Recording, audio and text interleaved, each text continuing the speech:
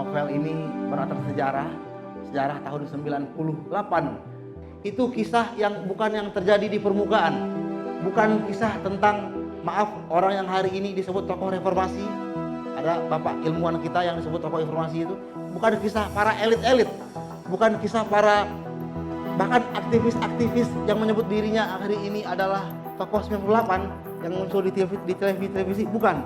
Jadi Praf itu punya peran dalam kisah lahirnya novel ini. Ini saya andai-andaikan, berarti 98 peristiwanya, 99 karya itu ditulis, 2019 baru diluncurkan. Anehnya, diluncurkan saat Republik ini akan merayakan sebuah pesta besar, pemilihan presiden. Atau ada kemungkinan memang diperuntukkan untuk hadiah itu, Pak, atau tidak? Itu satu. Yang kedua, kita bilang dari kemarin aku sudah menyiapkan beberapa hal yang harus disampaikan oleh Bang Henry. Di novel ini tidak hanya mengisahkan tentang bagaimana kehidupan para aktivis pada waktu itu, tetapi juga mengisahkan tentang bagaimana gejolak, kemudian siang, malam, pagi, rapat terus untuk menyiapkan hal-hal yang berkaitan dengan gerakan keesokan harinya. Tapi ada juga kisah asmara yang saya pikir Bang Henry sangat santun dalam membahasakan. Sebelum ke Bang Henry, saya mau dengar dulu. Hidup mahasiswa! Hidup mahasiswa! Hidup rakyat!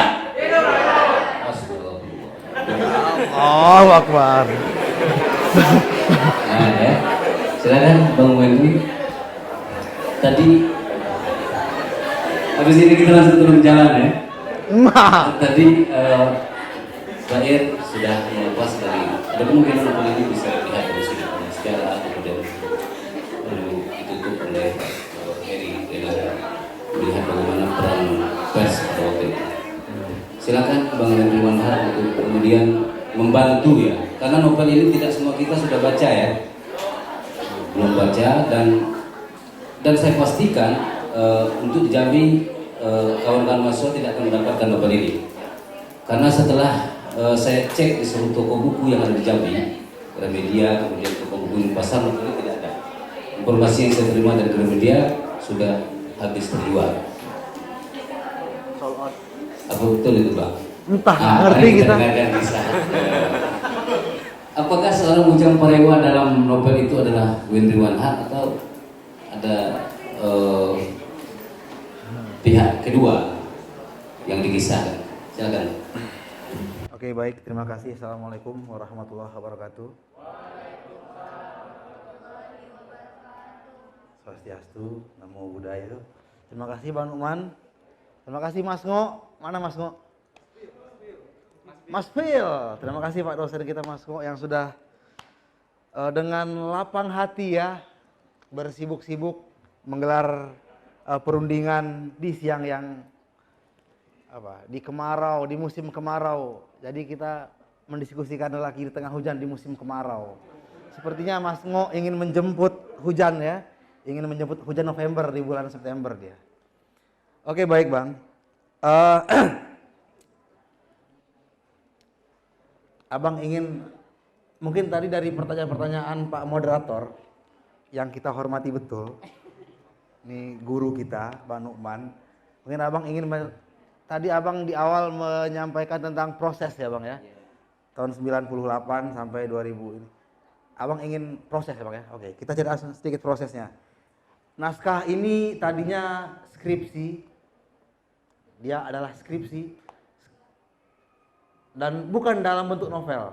Novel itu ada di sana ada bumbu imajinasi tadi kata Pak dosen kita, kata Pak dosen sejarah kita, dan dulunya dia adalah sebuah skripsi, betul-betul kajian penelitian ilmiah awalnya skripsi, kemudian dia menjadi novel. Dia tidak 20 tahun seperti yang tadi Pak Numan sampaikan. Kita mulai berkenalan dengan kisah di novel itu. Tadi sudah digambarkan sama ilmuwan-ilmuwan kita. novel ini beratar sejarah tahun 98 ketika gerakan mahasiswa di Republik Indonesia bergerak bersama rakyat kemudian menumbangkan sebuah rezim yang pada masa itu kalau menurut orang-orang sekolah disebut rezim otoriter, diktator, kapitalistik, militeristik kalau kata orang-orang karena menggunakan instrumen-instrumen itu. Dulu nih God mau ceritain sedikit nih. Mungkin nanti teman-teman yang masih kuliah, mungkin anak-anak ini sastra kan, anak-anak Fakultas Ilmu Budaya, mana tahu juga bisa membuat karya yang lebih baik tentang Jambi, tentang situasi di Jambi, tentang apapun di Jambi ini. Gue cerita pertama yang ingin kukisahkan adalah dulunya sebelum jadi skripsi dia hanyalah tulisan catatan harian, Bang. Tadi dibilang Pak Numan, ini hanyalah catatan harian berbentuk prosa-prosa.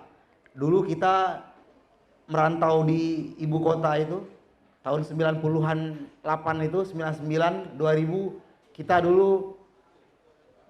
Jadi kalau teman-teman yang sekarang kuliah itu punya buku itu sangat berbahagialah teman-teman. Dulu kita kuliah kita tidak punya buku. Dulu kita kuliah untuk mencatat, dosen itu mengajarkan kita pakai bungkus rokok. Dan satu-satunya buku yang kita punya itu kita gunakan untuk mencatat syair-syair yang kita puisikan waktu kita ngamen. Dulu kita pengamen di ibu kota. Kita mengamen di ibu kota, kita di kereta itu. Jadi yang pernah ke Jakarta tahu itu, anak Jakarta mungkin ada yang di sini. Jakarta Bogor itu ada kereta. Dulu kita mengamen di sana. Dulu boleh ngamen, sekarang kereta udah bagus sekali, Bang, nggak boleh ngamen lagi. Kita bawa suling terus dulu. Sampai sekarang kita masih sering bawa suling kalau kita mainkan di tempat-tempat sepi. Nah, jadi naskah ini awalnya adalah syair-syair yang dilantunkan di bis kota di Jakarta di atas kereta, Bung. Kemudian syair ini menjadi tebal dia dalam sebuah buku not harian tadi. Kemudian ketika hendak lulus skripsi, Bang, hendak lulus kuliah, itu semester 7 itu ya, kita bikin proposal skripsi ya, mengajukan skripsi untuk alat menjadi sarjana. Nah, jadi waktu mau jadi sarjana, kita kan pengen jadi sarjana juga biar ibu kita di rumah bangga dia. Kan ibu kita di kampung bangga, anaknya sarjana gitu kan. Pengen bangga kita. Nah, waktu mau hendak menawarkan maju skripsi, itu ku ajukanlah, Bang, naskah yang tadi itu menjadi skripsi tentang gerakan mahasiswa tahun 70, bahkan tahun 66, tahun 74, tahun 78, tahun 98. Itu kisah yang di naskah di novel ini, itu kisah yang bukan yang terjadi di permukaan. Bukan kisah tentang, maaf, orang yang hari ini disebut tokoh reformasi. Ada bapak ilmuwan kita yang disebut tokoh reformasi itu. Bukan kisah para elit-elit. Bukan kisah para bahkan aktivis-aktivis yang menyebut dirinya hari ini adalah tokoh 98 yang muncul di televisi. Bukan. Ini bukan kisah yang nampak di permukaan. Ini juga bukan kisah yang hadir di media-media massa pada masa itu, Bang. Tapi ini kisahnya, ini kisah gerakan bawah tanah. Kisah yang sangat rahasia. Yang oleh pelakunya sendiri ditutupi sangat rapat. Jadi waktu tadi pas mau skripsi itu, ini gue kasih ilustrasi ya. Jadi dulu kita di Jakarta itu kan berkenalan dengan banyak sekali orang, dengan bandit-bandit, dengan copet-copet, juga dengan para aktivis-aktivis itu, Bang. Dengan seniman-seniman, dengan siapapun kita berkawan. Kita berkawan dengan semua orang.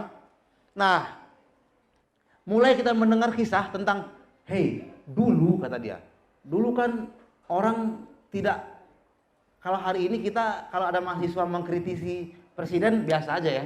Ada rakyat mengkritisi presiden biasa aja. Dulu itu mungkin pernah dengar juga mungkin dari orang tuanya.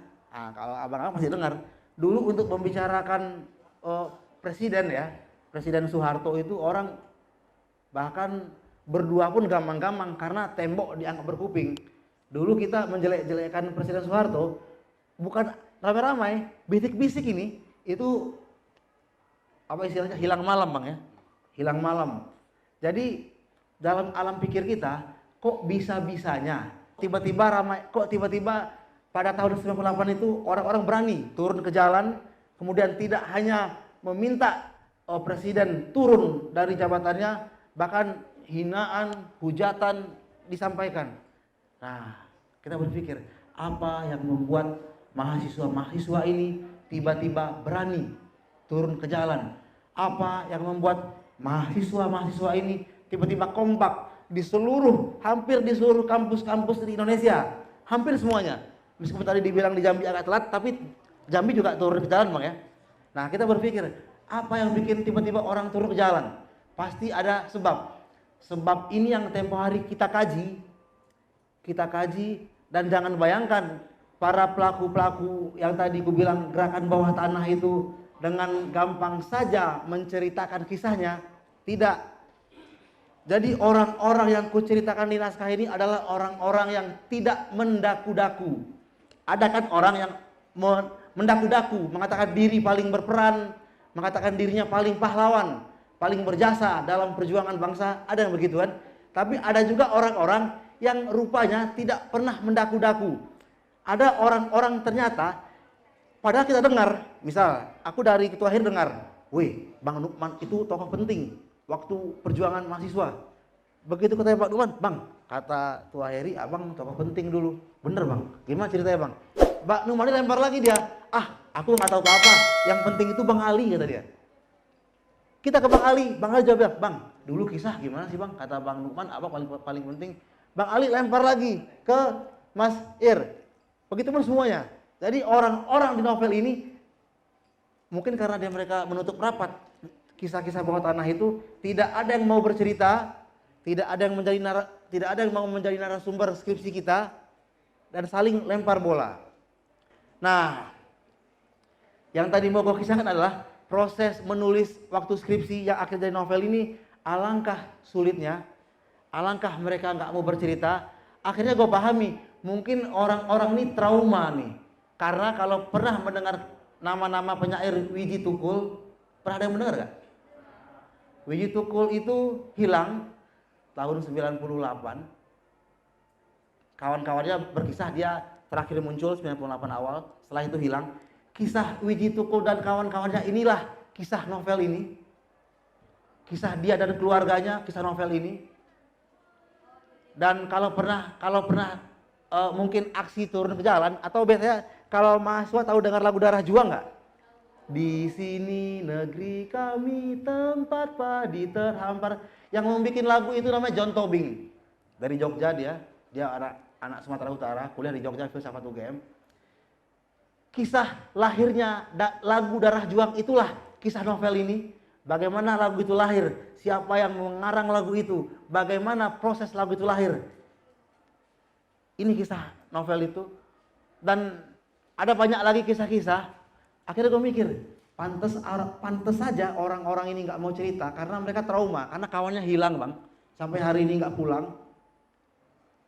Dan mereka pada masanya juga pernah ada yang diculik, kemudian dalam proses penculikan itu sangat ada penyiksaan manusia atas manusia yang di luar batas.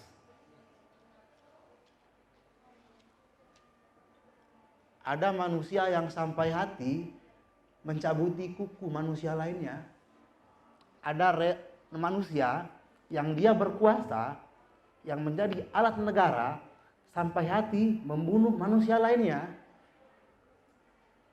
Akhirnya gue berpikir, gue masih kecil itu, masih kuliah, gue mikir, ini nggak boleh, manusia satu nggak boleh menghakimi manusia lainnya. Gue berpikir, penguasa pun dia nggak boleh menindas rakyat kecil, nggak boleh. Akhirnya gue bikin, negeri butuh cerita. Kisah ini perlu dikisahkan agar jadi pelajaran, agar nanti anak-anak kecil ini ketika besar jadi pejabat jangan pernah jahati rakyat, agar jangan pernah rusak alam. Nah, kisah dari kisah nyata peristiwa itu kemudian gua ceritakan, gua dulang ceritanya. Tapi memang tidak ada yang mau bercerita. Akhirnya pada suatu hari ada namanya Pramudia Anantatur. Tahu nama Pramudia? Tempo hari naskah Dia Bumi Manusia difilmkan. Tahu ya? Jadi Pram itu punya peran dalam kisah lahirnya novel ini. Jadi suatu hari tahun 2005 itu Pram itu ulang tahun yang ke-80 di Taman Ismail Marzuki. Kita datang ke ulang tahunnya Pram bersama teman-teman kita yang manis-manis itu, yang nakal-nakal di Jakarta itu. Kemudian hari itulah kita mendapati narasumber pertama. Jadi Pram juga bagian di masa tuanya, Bang. Juga bagian dari orang yang menginginkan negara dijalankan dengan baik. Kemudian Pram juga berjuang. Novel ini juga berkisah senarai, halus sekali. Ada Pram dalam perjuangan itu. Jadi Pram tidak hanya menulis karya sastra, Pram juga ikut dalam berjuang. Dan waktu Pram ulang tahun itulah kita ketemu narasumber pertama. Kemudian jadi skripsi. Setelah jadi skripsi, Bang, kita entah kenapa, entah hantu apa yang hadir ke kepala kita. Kemudian aku berpikir bagaimana kisah ini bisa sampai ke orang banyak. Tadi sebagai monumen ingatan bahwa manusia jangan sampai menindas manusia lagi lainnya. Akhirnya aku berpikir bagaimana caranya nih. Karena orang-orang dalam kisah itu masih hidup sebagian dan mereka trauma. Kemudian gua tuliskan. Jadi ada gium para ilmuwan-ilmuwan itu ketika dalam ilmu jurnalisme sebetulnya, ketika jurnalisme dibungkam maka sastra yang bicara, begitu ya. Maka kita berbicara, kita ke gelanggang dengan sastra dan kita tuliskan kisah ini. Dan rupanya entah apa juga kisah ini membawa kita keliling sampai ke sini. Dan tempo hari bahkan ada beberapa, ini nggak apa-apa diceritakan, beberapa orang yang bergerak di industri film hari ini ngontak, Bung, kami filmkan. Gue bilang terserah aja, gue bilang karya bila sudah jadi milik orang banyak, gue bilang gitu, Bang. Dan tadi terakhir, ini nanti kita bisa diskusi. Tadi kata Bang Uman, ini apakah ini lahir menyambut musim politik tempo hari? Ini juga orang tanya tempo hari. Jadi waktu menjelang pemilu presiden, dia terbit dengan sendirinya. Kemudian orang banyak mengira kita bagian dari satu pendukung calon presiden. Tidak, kita tidak mendukung satupun dari dua pasang calon presiden karena para pendukungnya saling merendahkan manusia lainnya. Dalam kontestasi kemarin politik, pendukung kelompok A itu sampai hati merendahkan manusia lainnya di kelompok lainnya. Pendukung kelompok lainnya sampai hati merendahkan manusia di kelompok lainnya. Orang saling merendahkan dan kita tidak mendukung itu, Bang. Tidak mendukung itu. Jadi ini tidak ada hubungannya dengan tempo hari musim politik, tidak ada hubungan sama sekali. Ini kemanusiaan, Bang. Agar hari-hari esok menjadi lebih baik, Bang. Assalamualaikum warahmatullahi wabarakatuh.